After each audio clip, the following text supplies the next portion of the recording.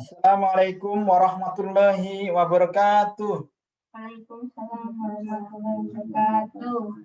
Good morning, everybody. Morning. How are you? I'm fine. Oh, good. I'm fine too. Let me introduce to myself. My name is Budianto. I'm from Education and Training Center, the Central Board of Statistics. I will explore to you the servant leadership. What is the servant leadership? Servant leadership is part of the leadership work implementation. Baik, Bapak Ibu sekalian, teman-teman yang saya hormati, pada kesempatan ini saya akan menyampaikan materi atau share materi tentang servant leadership. Apa itu servant leadership?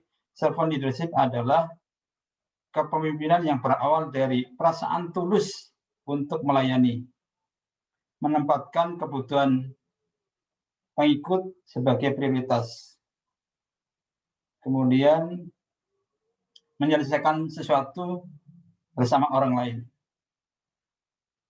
dan membantu orang lain untuk mencapai tujuan bersama. Baik, untuk deskripsi singkatnya, membekali peserta dengan kemampuan mengaplikasikan kepemimpinan yang melayani dengan menunjukkan sikap mau mendengarkan, berempati, terbuka, foresight, stewardship, kemudian membangun komitmen, dan memiliki komitmen tinggi untuk mempengaruhi mengajak orang lain untuk memberikan pelayanan publik yang paripurna. Nah, mata pelatihan ini diberikan secara interaktif melalui metode ceramah, diskusi, dan tanya jawab.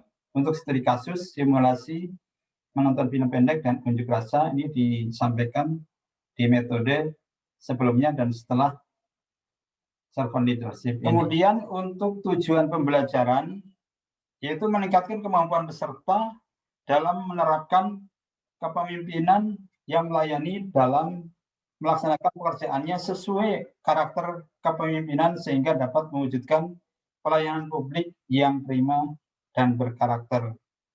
Bagaimana sampai sini? Jelas atau belum jelas, teman-teman sekalian? Oh, jelas ya. Baik. Kita lanjutkan indikator hasil belajar. Setelah mengikuti pembelajaran servant leadership ini, peserta diharapkan dapat, ini terutama untuk servant leadership ini ya, atau kepemimpinan melayani, diharapkan dapat menjelaskan karakteristik kepemimpinan pelayanan. Nanti ada 10 karakteristik yang dapat kita ikuti nanti ya. Ketika kita berbicara tentang servant leadership atau kepemimpinan yang melayani, ini ada storytelling. Ini storytelling di sini adalah taksi rasa limosin. Bagaimana sih ceritanya? Nah, ini ada seorang sopir taksi bernama Wally. Ini Wally ini mempunyai misi memberikan pelayanan kepada penumpang, mengantar penumpang sampai tujuan dengan cara tercepat, ternyaman, dan termurah dengan fasilitas yang ada pada taksinya. Ini Wally terinspirasi dari motivator yang didengarnya dari radionya, janganlah menjadi bebek yang mengikuti, yang selalu mengekor, jadilah elang yang terbang tinggi. Nah, dari motivator ini terinspirasi bagaimana cara memberikan pelayanan yang terbaik untuk penumpangnya. Nah, ini Wally mengecat mobilnya dengan mengkilap, kemudian memberikan fasilitas-fasilitas dalam mobilnya berupa minuman-minuman seperti air mineral, air jeruk, kopi yang ada kafeinnya maupun yang nggak ada. Kemudian ada majalah, kemudian ada koran, kemudian memberikan fasilitas AC yang pas untuk penumpangnya. Nah, dengan pelayanan prima seperti ini, Wally ini dalam 2 tahun itu pendapatannya meningkat 4 kali lipat. Nah, ini luar biasa. Sampai kewalahan untuk memberikan pelayanan kepada nasabahnya. Nah, ini kita sebagai ASN juga harus bisa memberikan pelayanan yang prima kepada masyarakat, kepada konsumen.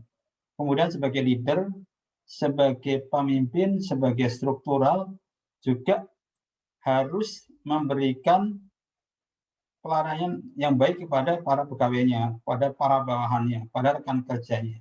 Bapak Ibu dan teman-teman, sebelum saya lanjutkan ke slide selanjutnya, apakah ada yang ingin ditanyakan? Silakan Bapak Ibu. Tanya Pak, Ya silakan. biasanya pemimpin itu minta dilayani. Ini kok pemimpin melayani? Wah, bagus banget itu pertanyaannya. Ini namanya siapa? Azmina. Oh, Mbak Asmina ya. Jadi memang pemimpin sekarang ada karakteristik tentang pemimpin yang melayani. Nanti akan kita bahas, diantaranya mendengarkan, kemudian empati dan seterusnya. Jadi nanti ketika Mbak Asmi bisa udah mempelajari tentang pemimpin yang melayani, nanti akan terinspirasi sehingga bisa melayani. Jadi tidak semata-mata untuk dilayani, tapi bisa melayani. Baik, ada lagi yang ingin bertanya? Ada lagi ya? Baik, saya akan lanjutkan.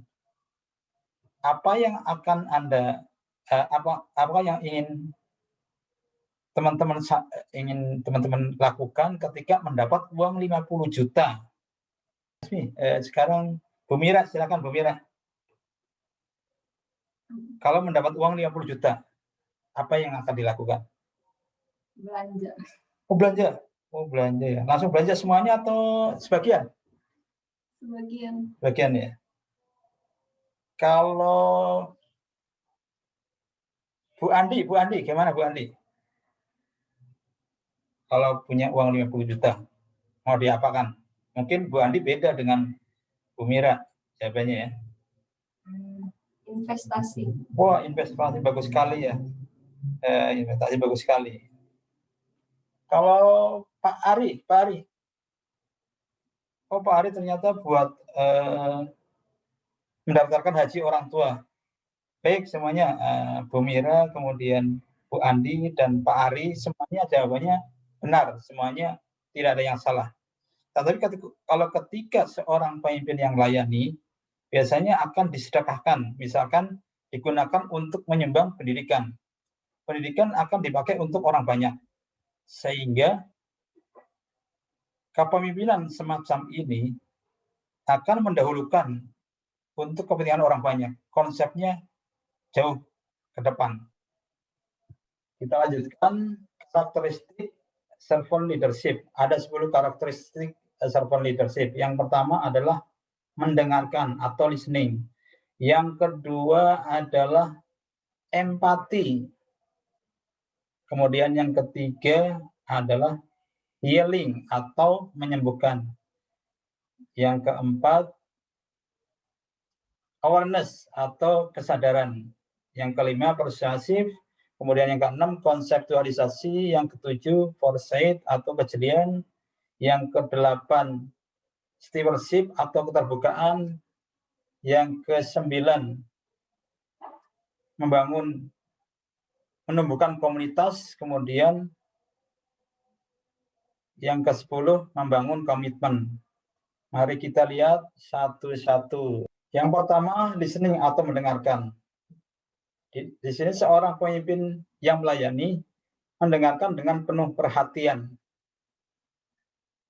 Kemudian mengidentifikasi dan membantu memperjelas keinginan kelompok. Juga mendengarkan isi hati nurani sendiri.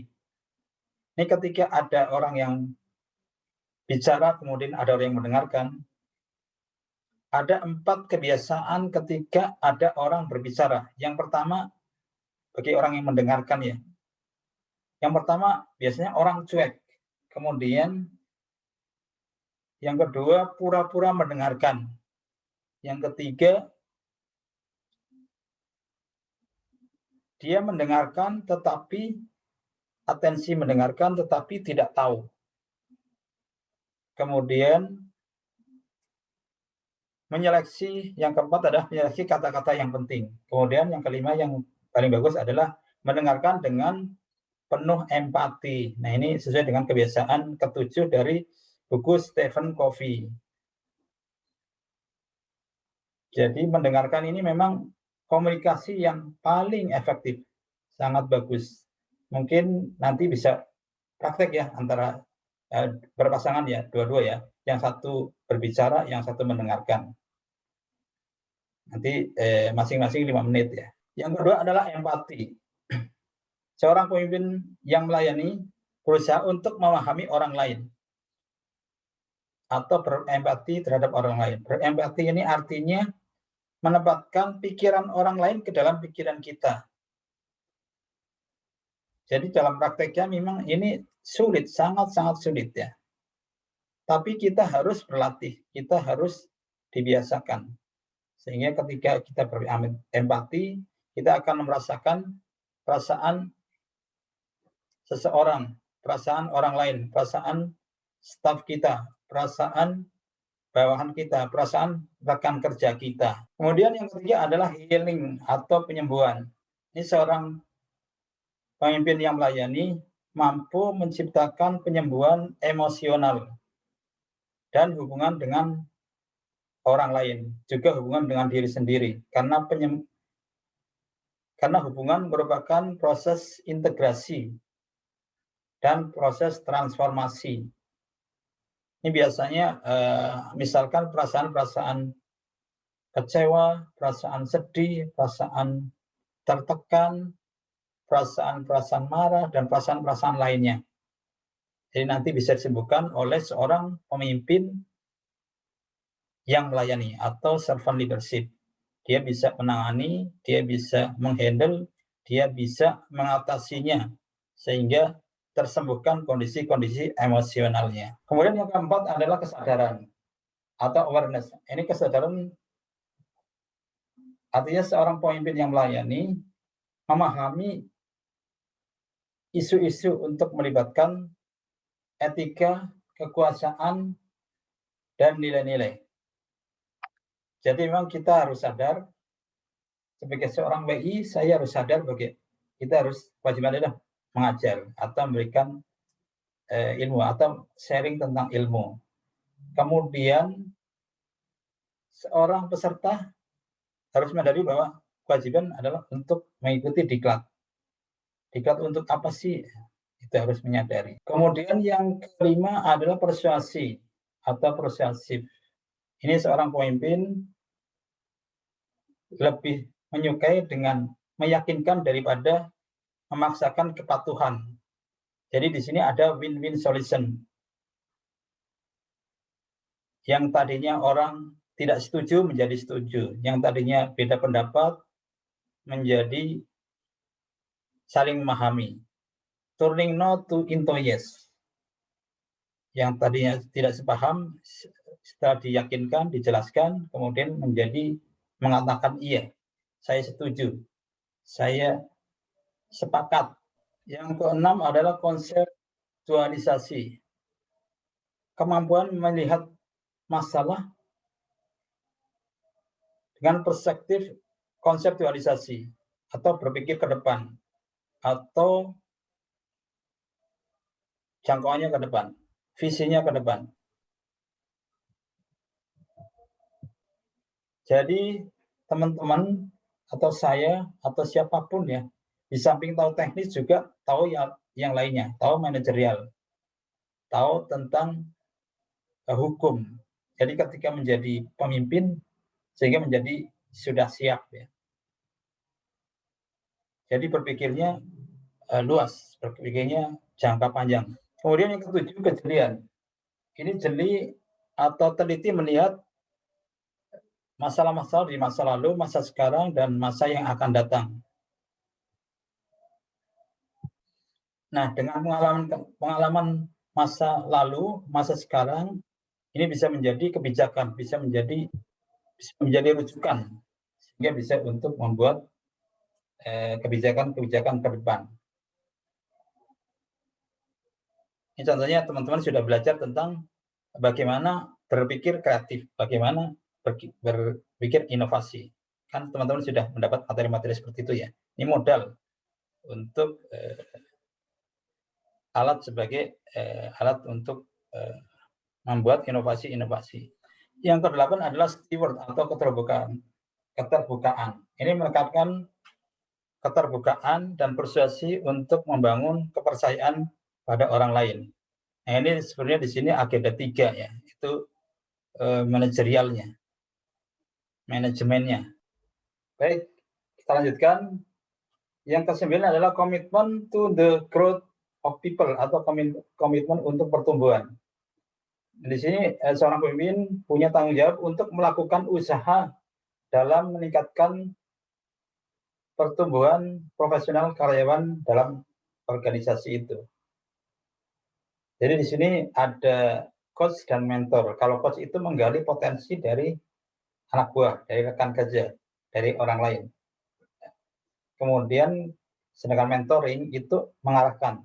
Jadi nanti akan digali potensinya, kemudian diarahkan. Ketika sudah digali, kemudian diarahkan.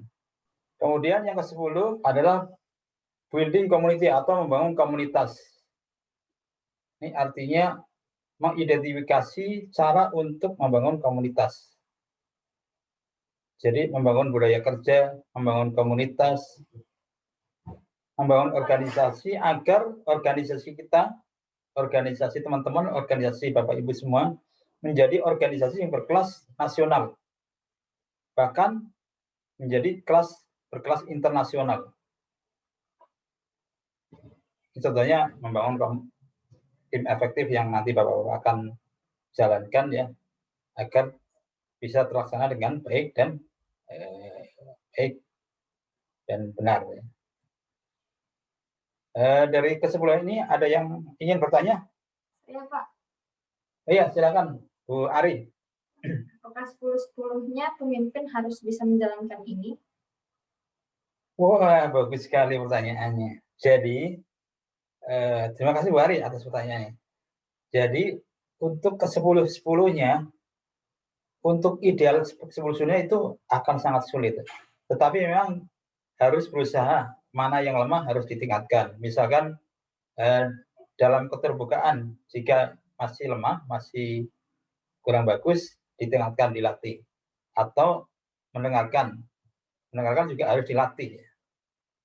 Jadi ketika dilatih, dibiasakan, itu akan menjadi paling enggak ya mendekati. Kalau untuk 10-10 sih nggak bisa ya, tapi berusaha untuk menjalankan semuanya. Baik, terima kasih. Ada lagi yang ditanyakan? Nggak ada ya. Baik, Bapak, Ibu, dan teman-teman semuanya, setelah mendengar pendapat-pendapat dari Pak Doni, kemudian Bu Mira, Bu Asmi, Pak Andi, Pak Aris, dapat sama-sama kita tarik kesimpulan bahwa dari 10 karakteristik kepemimpinan melayani, ini harus kita latih terus-menerus, harus kita biasakan terus-menerus, sehingga menjadi habit, menjadi kebiasaan untuk menjadi pemimpin yang melayani. Jadi kita berdiri di atas kelebihan-kelebihan kita. Jadi kita berdiri di atas kekuatan kita. Kekurangan kita harus kita tingkatkan, kita latih, kita biasakan sehingga bisa menjadi lebih bagus lagi dan lebih bagus lagi. Baik, Bapak Ibu dan teman-teman sekalian, karena waktu sudah habis, saya akhiri saja. Mungkin ada perkataan atau perbuatan atau perilaku tindakan yang kurang berkenan di hati Bapak-Bapak. Saya mengucapkan mohon maaf yang sebesar-besarnya. Selamat berkarya, selamat beraktivitas. Semoga menjadi pemimpin yang melayani. Demikian, Assalamualaikum warahmatullahi wabarakatuh.